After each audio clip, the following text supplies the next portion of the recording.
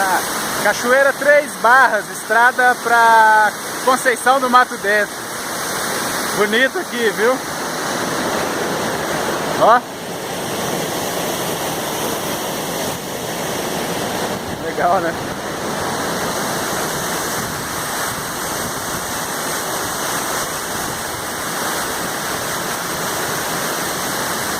Vai estar no próximo vídeo.